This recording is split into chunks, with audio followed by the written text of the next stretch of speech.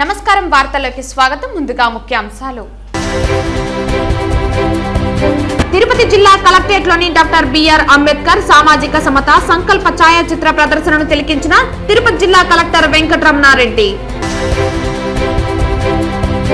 గతంలో దొంగ ఓట్లతో గెలిచినట్లే ఈసారి 2024లో దొంగ ఓట్లతో గెలవాలని వైకాపా ప్రభుత్వం ప్రయత్నిస్తోంది. ఓటర్లు మేలుకుని అవినీతి వైసీపీని తరిమి కొట్టాలి విమర్శించిన టీడీపీ మాజీ ఎమ్మెల్యే సుగుణమ్మ. ఇప్పటికీ రాష్ట్రంలో ఎస్సీ, ఎస్టీ, బీసీ మైనారిటీలు కాంగ్రెస్ పార్టీని ఆదరిస్తున్నారు పేర్కొన్న ఆ పార్టీ సీనియర్ నాయకులు కేంద్ర మాజీ మంత్రి చింతామోహన్. తిరుమల శ్రీవారికి 5,84,000 రూపాయల విలువ చేసే వెండి గంగాలంను విరాళంగా సమర్పించిన భక్తులు. వార్తల్లోని వివరాలు.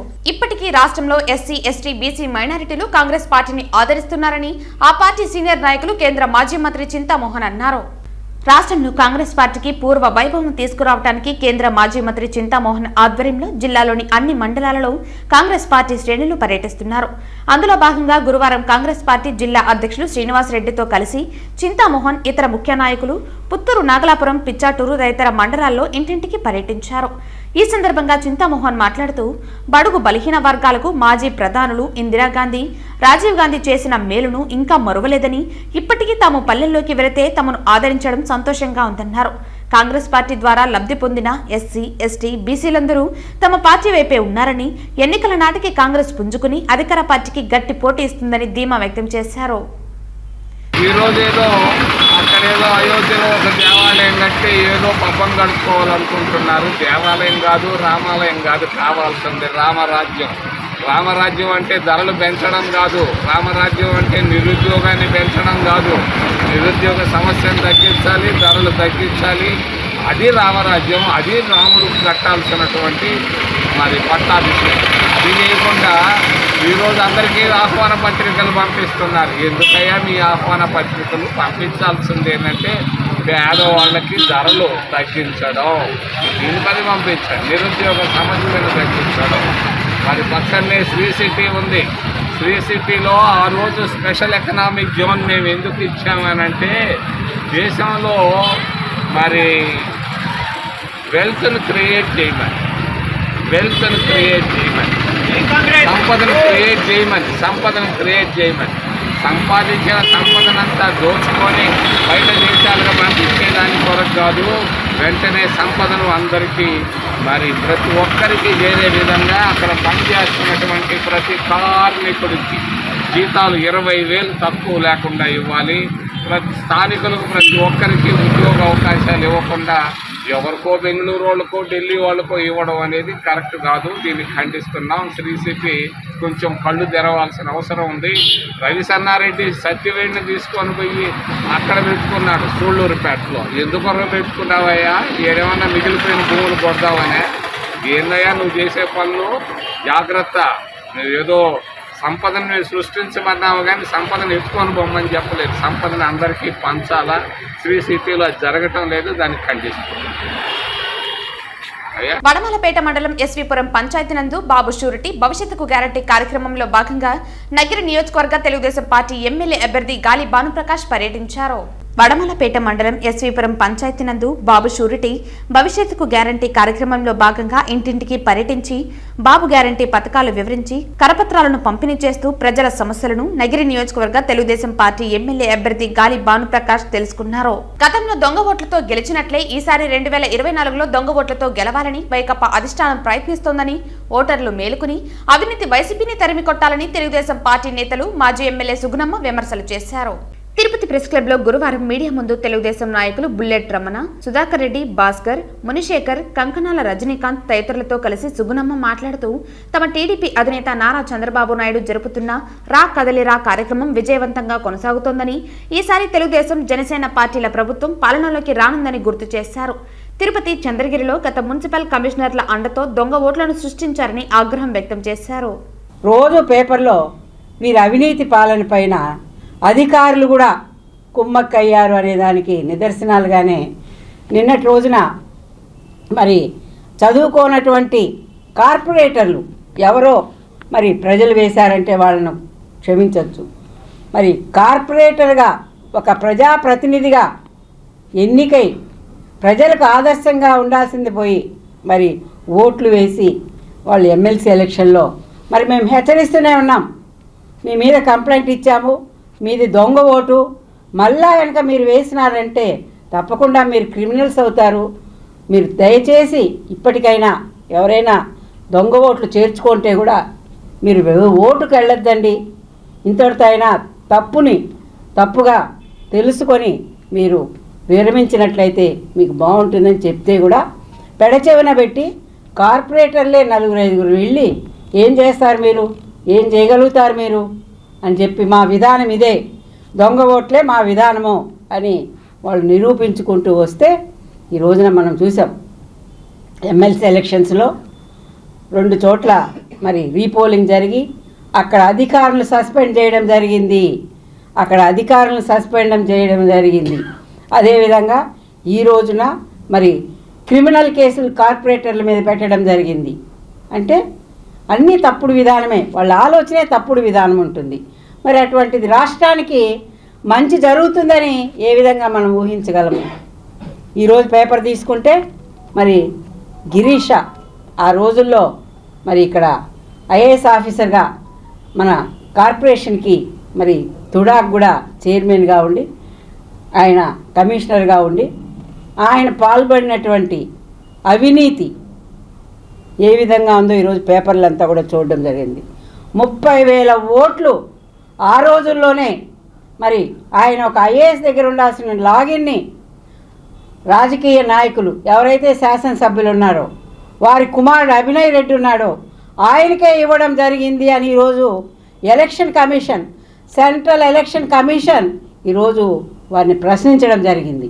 అంటే ఇంతకన్నా దారుణం ఏమన్నా ఉంటుంది? తిరుపతి నగర ప్రజలు కూడా మీరందరూ కూడా దీన్నంతా కూడా మరి గమనించాలని కూడా నేను కోరుతున్నాను. సామాజిక సమతా సంకల్ప స్ఫూర్తిగా జిల్లా కలెక్టరేట్ ఆవరణ నందు ఏర్పాటు చేసిన డాక్టర్ బాబాసాహెబ్ అంబేద్కర్ ఛాయాచిత్ర ప్రదర్శనను గురువారం మధ్యాహ్నం జిల్లా collector Venkataramanareddy, MLC Sipai Subrahmanyam, MLA ఆదిమూలంతో కలిసి తిలకించారు. అంతకు మునుపు వారు బిఆర్ అంబేద్కర్ గారి చిత్రపటానికి పుష్పాంజలి ఘటించారు.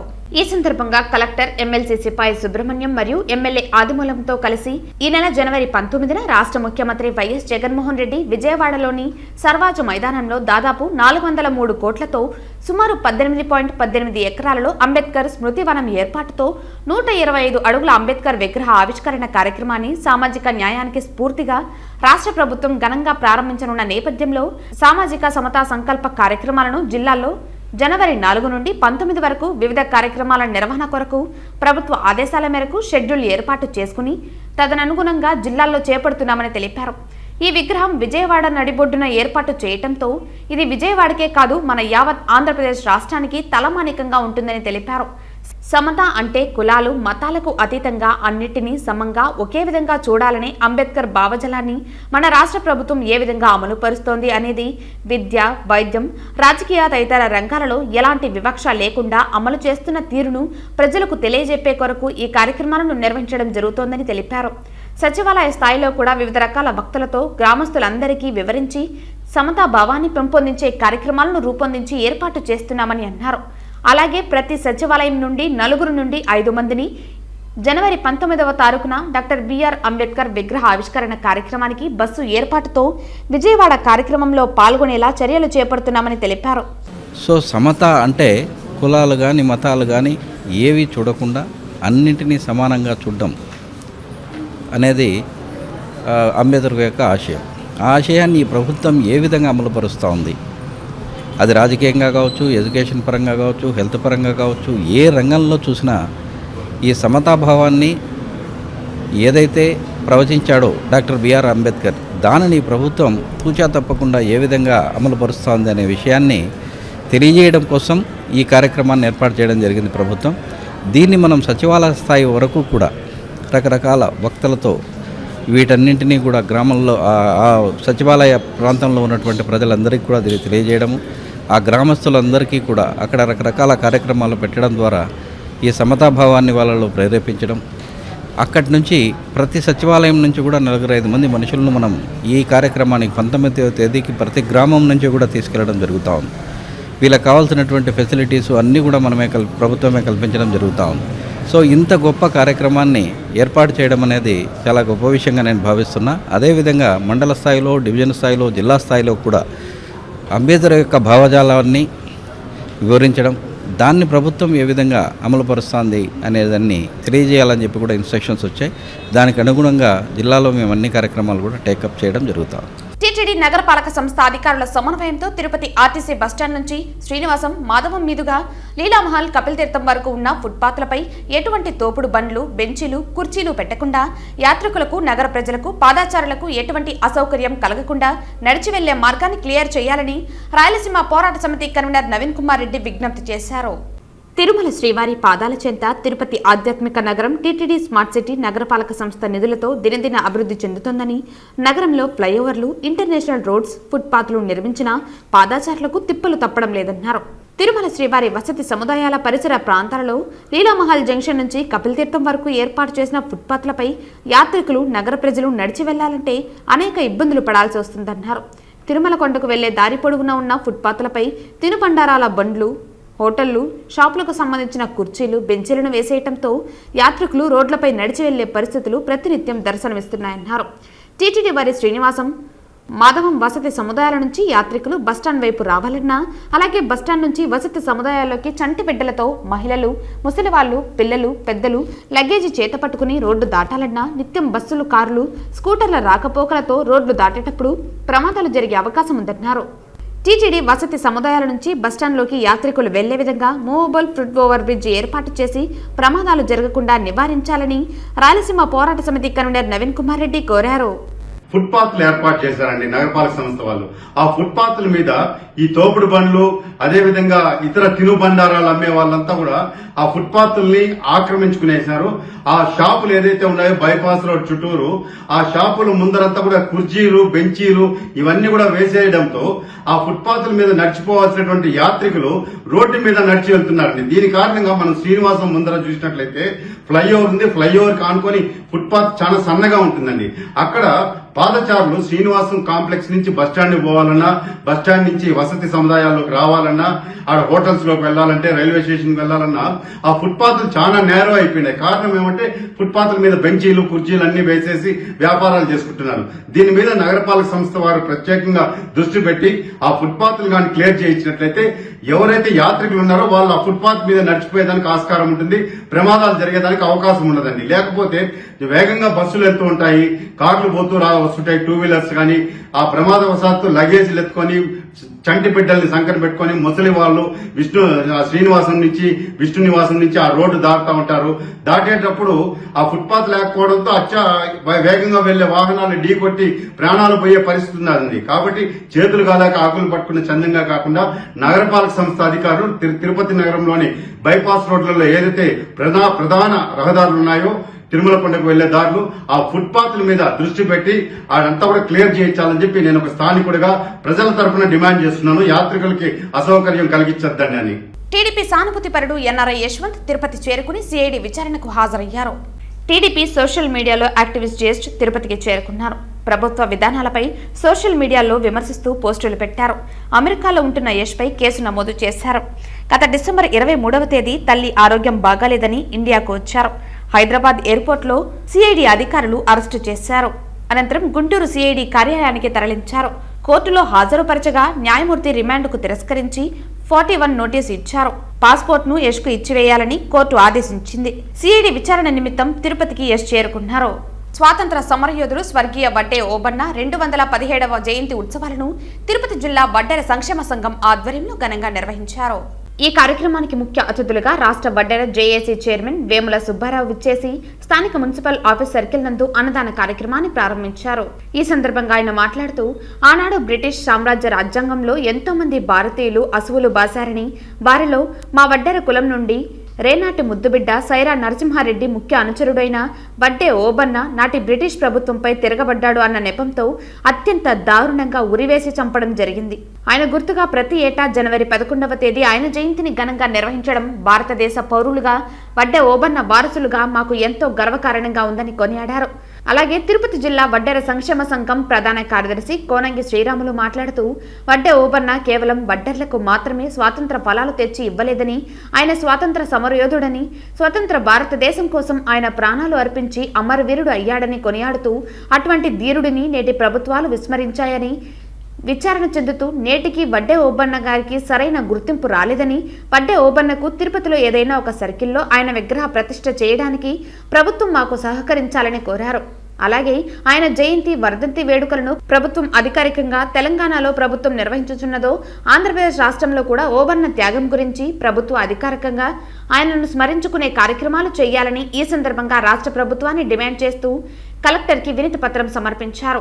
ఈ కార్యక్రమంలో రాష్ట్ర Vaddera JAC vice chairman Srinivasarao, Tirupati జిల్లా వడ్డెర సంఘం ఉపాధ్యక్షులు శ్రీకాంత్, జయరాం తదితరులు పాల్గొన్నారు. స్వతంత్ర సమరయోధుడు, 2 శతాబ్దాల పైచిలుకు ఉద్యమకారుడు గౌరవనీయులు దివంగత వడ్డే ఓబన్న గారు ఈరోజు 217వ జయంతి సందర్భంగా ఈరోజు ఆయన జయంతి ఉత్సవాన్ని తిరుపతి మెయిన్ హెడ్ క్వార్టర్లో మేము జరుపుకోవడం జరుగుతూ ఉంది, జిల్లా వడ్డెర సంక్షేమం ఆధ్వర్యంలో. అయితే ఎందరో మహానుభావులు, స్వతంత్ర సమరయోధులు, వాళ్ళల్లో అట్టడుగు వర్గాలకు చెందినటువంటి వడ్డెర సామాజిక వర్గం బ్రిటిషు పరిపాలన కాలంలో ఆ రోజు ఉధృతిగా బ్రిటిష్ వారిని ఎదిరించినటువంటి సామాజిక వర్గం ఈ దేశంలో ఏదైతే ఉందో అది వడ్డెర కులం. వడ్డే ఓబన్న గారు ఈ రోజుకి 2217 సంవత్సరాలు అయినప్పటికీ ఆ రోజు స్వాతంత్ర సమరంలో పాల్గొని ప్రాణాలు అర్పించినప్పటికీ ఆ రోజు నుంచి ఈ రోజు వరకు కూడా వడ్డెర్లకు సరైన గుర్తింపు లేదని, స్వాతంత్ర సమరయోధులు ఎంతోమంది ప్రాణాలు అర్పించిన వడ్డెర ఓబన్న కూడా ఇంతవరకు కూడా సరైన గుర్తింపు రాలేదు. అందుకని మేము ఈరోజు ప్రభుత్వాన్ని డిమాండ్ చేస్తున్నాం. వడ్డే ఓబన్న జయంతి ఉత్సవాలను ప్రభుత్వమే అధికారిక లాంఛనాలతో చేయాలని చెప్పేసి మేము ప్రభుత్వాన్ని రిక్వెస్ట్ చేసుకుంటున్నాం. అదేవిధంగా ఈ తిరుపతిలో వడ్డే ఓబన్న విగ్రహాన్ని ఏర్పాటు చేయడానికి అనుమతులు సంబంధించిన పర్మిషన్స్ ఇవ్వాలని చెప్పేసి ప్రభుత్వాన్ని ఈ సందర్భంగా డిమాండ్ చేస్తున్నాం. జిల్లాలో 8వ విడత జగనన్న తోడు రుణాలు మరియు వడ్డీ రియంబర్స్మెంట్ నగదు కలిపి లబ్ధిదారుల ఖాతాలకు 18.21 కోట్లు ముఖ్యమంత్రి జగన్మోహన్ రెడ్డి జమ చేశారు.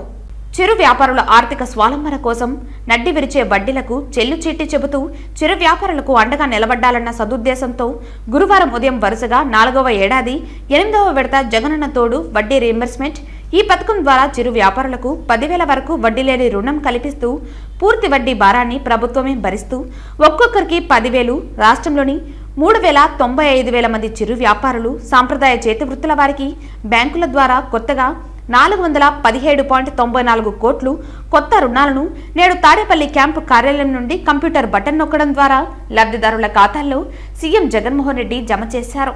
తిరుపతి జిల్లా కలెక్టరేట్ వీడియో కాన్ఫరెన్స్ హాల్ నుండి జిల్లా collector Venkataramanareddy, MLC Sipai Subrahmanyam, Satyavedu MLA Adimulam, DRDA PD Jyothi, MEPMA అధికారులు, మహిళా లబ్ధిదారులతో కలిసి హాజరయ్యారు. ఈ సందర్భంగా జిల్లా collector, MLC Sipai Subrahmanyam, MLA ఆదిమూలం సంయుక్తంగా మాట్లాడుతూ గ్రామాలు, పట్టణాల్లో ఫుట్పాత్ల మీద, వీధుల్లో తోపుడు బండ్ల మీద వస్తువులు, కూరగాయలు, పండ్లు అమ్ముకుని జీవించేవారు, రోడ్ల పక్కన టిఫిన్ సెంటర్లు నిర్వహించేవారు, గంపలు, బుట్టలలో వస్తువులు అమ్మేవారు, సైకిల్, మోటార్ సైకిల్, ఆటోలపై వెళ్లి వ్యాపారం చేసేవారితో పాటు సాంప్రదాయ చేతి వృత్తుల కళాకారులు, ఇత్తడి పని చేసేవాళ్లు, బొబ్బిలి వీణ, లేస్ వర్క్స్, కలంకారీ, తోలుబొమ్మలు, కుమ్మరి తదితర వృత్తులపై ఆధారపడి జీవిస్తున్న వారందరికీ ఈ జగనన్న తోడు పథకం ఒక వరమని తెలిపారు. జగనన్న తోడుకు సంబంధించి దాదాపు 71 లక్షల రూపాయలంటే చిరు వ్యాపారులందరికీ లోన్స్ 10,000 రూపాయలు ఇస్తారనే విషయం తమకు తెలిసిందే. సో ఈ విధంగా దాదాపు 30,000 మంది చిరు వ్యాపారులు వాళ్ళు 10,000 రూపాయల ప్రకారం తీసుకోవడం, కొంతమంది 2వ విడత అయితే 11,000, కొంతమంది 3వ విడత అయితే 12,000 రూపాయలు కూడా లోన్స్ తీసుకొని ఎప్పటికప్పుడు కట్టేస్తున్నటువంటి వాళ్ళకందరికీ కూడా ఎప్పటికప్పుడు ఇది 8వ విడత కింద వాళ్లకు ఇంట్రెస్ట్ రీయింబర్స్మెంట్ అనేది ఇప్పుడు జరిగింది. అదేవిధంగా కొత్తగా కూడా లోన్స్ 10,000 రూపాయల లోన్స్ ఇవ్వడం కూడా జరిగింది. ఈ కార్యక్రమం మన జిల్లాలో 71 లక్షలు ఈరోజు మనము వాళ్ళ అకౌంట్స్లోకి ఎవరైతే సక్రమంగా కట్టి ఉంటారో వాళ్ళందరికీ కూడా అకౌంట్స్లోకి ఈరోజు సీఎం గారు వేయడం జరిగింది. తిరుమల శ్రీవారిని ఈరోజు ఉదయం వీఐపీ విరామ సమయంలో సినీ కెమెరామ్యాన్ చోటా కే నాయుడు దర్శించుకున్నారు. తిరుమల శ్రీవారిని ఈరోజు ఉదయం వీఐపీ విరామ సమయంలో సినీ కెమెరామెన్ చోటా కే నాయుడు దర్శించుకున్నారు. దర్శన అనంతరం రంగనాయకుల మండపంలో వేద పండితులు వేద ఆశీర్వచనం అందించగా టీటీడీ అధికారులు తీర్థ ప్రసాదాలు అందించారు. పాశ్చాత్య సంస్కృతికి అలవాటు పడిన యువత భారతీయ సంస్కృతి సంప్రదాయాలను మర్చిపోతున్నారని, అలాంటి వారికి మన సంస్కృతి సంప్రదాయాలను గుర్తు చేసే విధంగా సంక్రాంతి సంబరాలను అట్టహాసంగా నిర్వహించేందుకు అన్ని ఏర్పాట్లు చేసినట్లు బీజేపీ రాష్ట్ర అధికార ప్రతినిధి సామంచి శ్రీనివాస్ అన్నారు. తిరుపతిలోని నెహ్రూ మున్సిపల్ గ్రౌండ్స్ లో సంక్రాంతి సంబరాలు, గాలిపటాల వేడుకలు, కరపత్రాలను బీజేపీ వినాయక నిమజ్జన కమిటీ సభ్యులు ఆవిష్కరించారు. ఈ సందర్భంగా బీజేపీ రాష్ట్ర అధికార ప్రతినిధి మాట్లాడుతూ, సంవత్సరానికి ఒక్కసారి జరిగే పండుగలో అత్యంత ప్రాముఖ్యత కలిగింది సంక్రాంతి పండుగ మాత్రమేనన్నారు. అలాంటి సంక్రాంతి పండుగను కుటుంబ సభ్యులతో జరుపుకునే సమయంలో అలనాటి స్మృతులతో భారతీయ సంస్కృతి సాంప్రదాయాలను గౌరవిస్తూ తెలుగుదనం ఉట్టిపడే విధంగా పండుగను జరుపుకోవాలని పిలుపునిచ్చారు. ముఖ్యంగా గాలిపటాలు, బొంగరాలు, గోలీలు, తొక్కుడు బిళ్ళ, జిల్లాగొడి వంటి ఆటలతో పండుగను జరుపుకోవాలని, భావితరాలకు వాటి విశిష్టతను తెలియజేసే బాధ్యత మనందరిపై ఉందన్నారు. పిల్లలు ఎప్పుడు మైదానంలో ఆడుకోవాలి.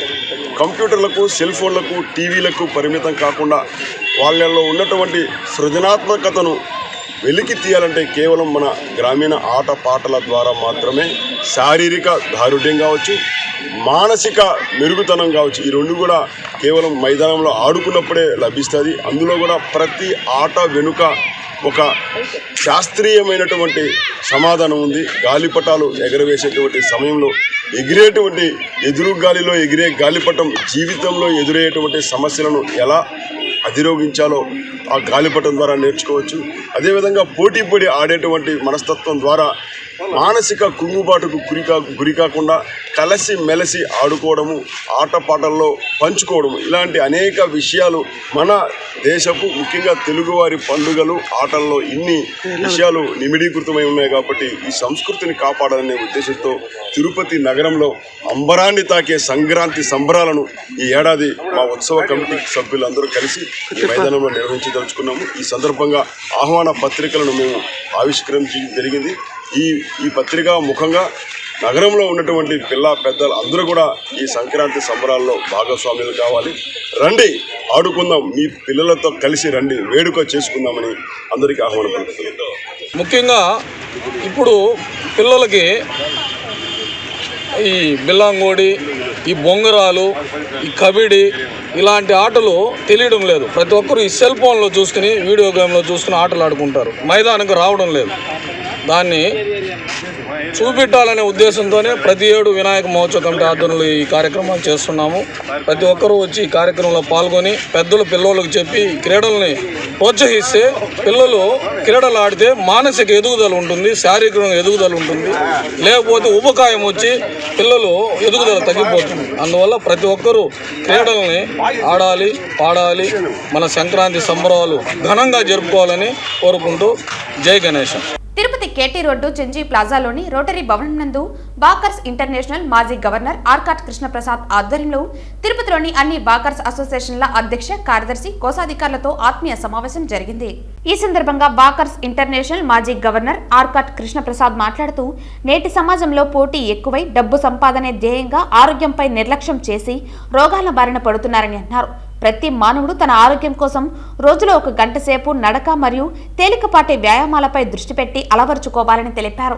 నడక వలన చిన్న చిన్న రుగ్మతలకు దూరంగా ఉండవచ్చునని, రోగాలు దరిచేరవని, నడక వలన నడత కూడా తోడవుతుందని అన్నారు. తర్వాత తిరుపతిలోని వాకింగ్ కోసం వచ్చే వాకర్స్ ఆరోగ్య పరిరక్షణ కోసం మెడికల్ క్యాంపులు, కంటి పరీక్షలు, రక్తదానాలు మొదలైనవి ఏర్పాటు చేసేందుకు వాకర్స్ అసోసియేషన్లు కృషి చేయాలని సూచించారు. అంతేకాక పేద ప్రజలకు నిత్యావసర వస్తువులు, పిల్లలకు స్కూల్ ఫీజు, స్కాలర్షిప్ లాంటివి అవసరమైనప్పుడు సహాయం చేయడానికి వాకర్స్ సంఘాలు కృషి చేయాలని పిలుపునిచ్చారు.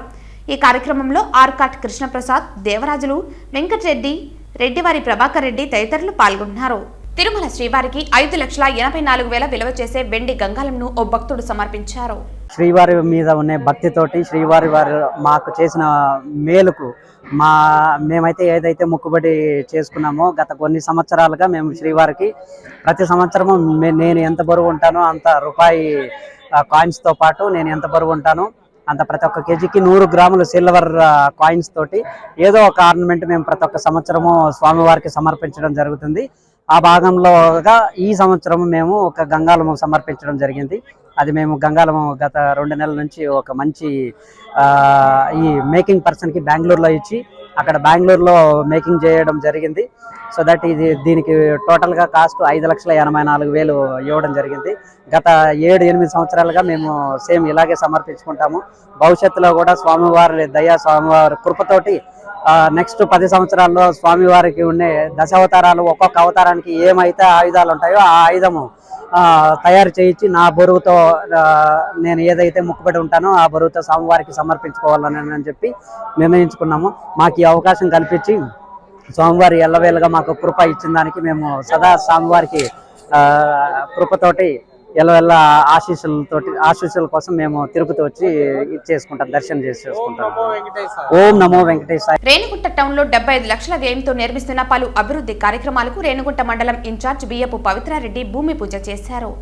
ఈ సందర్భంగా పవిత్రారెడ్డి మాట్లాడుతూ ప్రజా సమస్యలను పరిష్కరించడంలో ముందంజలో ఉండే తమ నాయకులు ఎమ్మెల్యే బియ్యపు మధుసూదన్ రెడ్డి గారు గతంలో ఇక్కడ ప్రజలు పడుతున్న సమస్యలను తెలుసుకుని ఆ సమస్యను పరిష్కరించడానికి అధికారులకు ఆదేశించడంతో నేడు ఈ పాంచాలి నగర్ నందు 60 లక్షల రూపాయల వ్యయంతో డ్రైనేజీ నిర్మాణానికి పనులు ప్రారంభించామని, త్వరలోనే ఈ డ్రైనేజీ పూర్తి చేసి ఈ ప్రాంతంలోని ప్రజలకు డ్రైనేజీ సమస్యలు లేకుండా చూస్తామని తెలియజేశారు.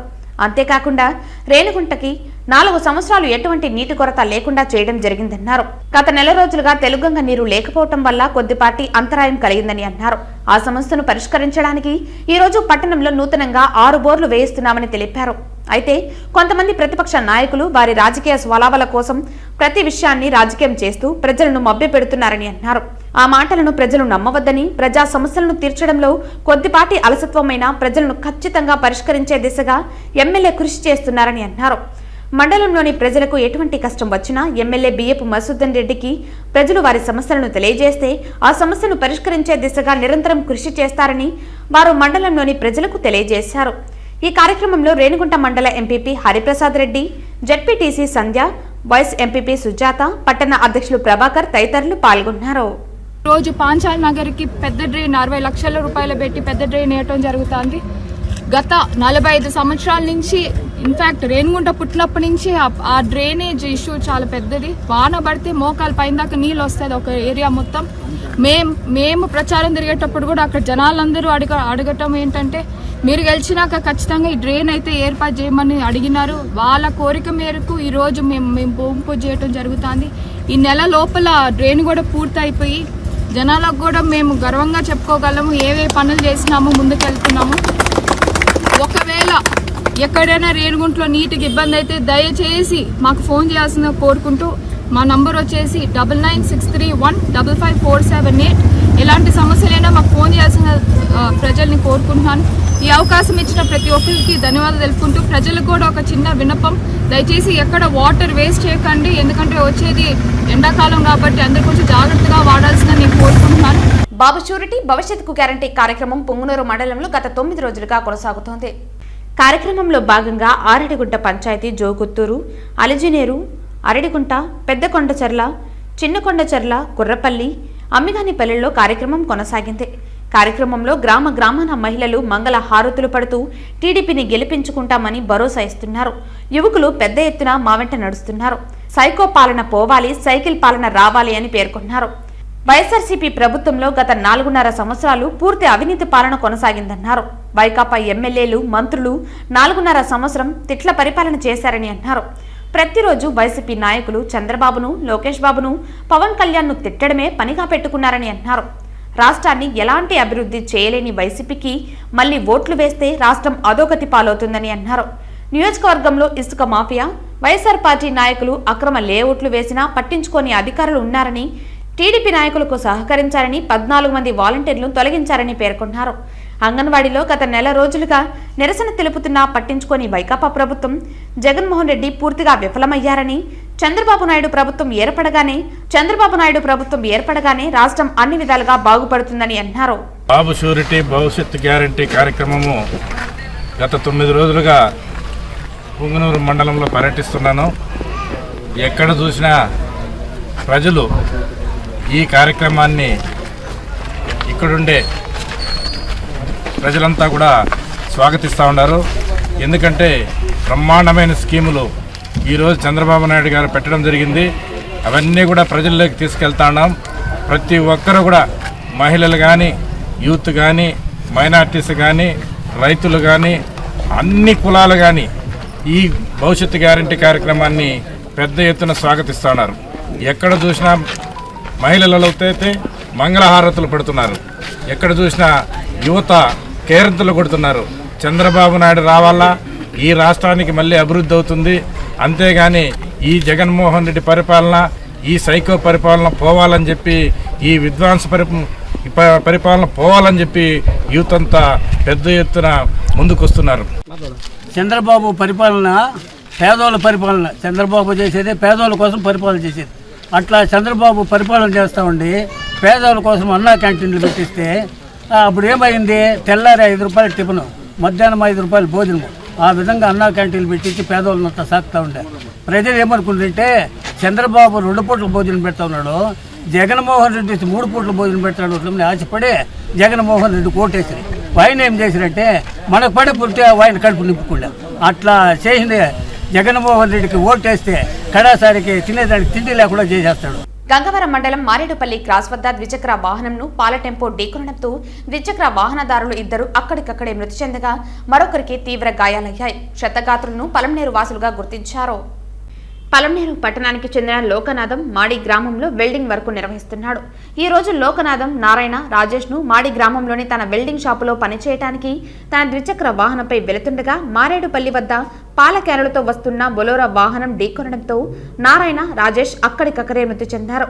లోకనాథంకు తీవ్ర గాయాలు కావడంతో అతన్ని పలంనేరు ప్రభుత్వ ఆసుపత్రికి తరలించగా వైద్యులు ప్రథమ చికిత్స నిర్వహించి మెరుగైన చికిత్స కోసం తమిళనాడు సీఎంసీకి తరలించారు. 3 వ్యక్తులు నారాయణ, రాజేష్, లోకనాథం, 3 కూడా 2 వీలర్లో శివాడికి పోతూ ఉన్నారు. పలంనేరు టౌన్ నుంచి బయలుదేరి వెల్డింగ్ వర్క్ కోసం శివాడికి పోతూ ఉన్నారు.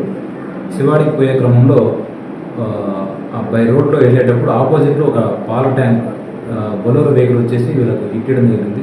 ఈ యాక్సిడెంట్లో స్పాట్లోనే నారాయణ అనే అతను అక్కడే చనిపోయినాడు. తర్వాత రాజేష్ను, లోకనాథం ఇద్దరిని కూడా పలంనేరు గవర్నమెంట్ హాస్పిటల్ షిఫ్ట్ చేయడం జరిగింది. అక్కడ పల్మనరీ హాస్పిటల్ ట్రీట్మెంట్ పొందుతూ రాజేష్ కూడా దురదృష్టవశాత్తు చనిపోయినట్టు. ఈ బొలోరో వెహికల్ను ఆ వెహికల్ డ్రైవర్ కూడా స్టేషన్ తీసుకొచ్చినాము. వాళ్ళ మీద కేసు నమోదు చేసి వాళ్ళ మీద క్రిమినల్ యాక్షన్ తీసుకుంటారు. వార్తలు ముగించే ముందు ముఖ్యాంశాలు మరోసారి.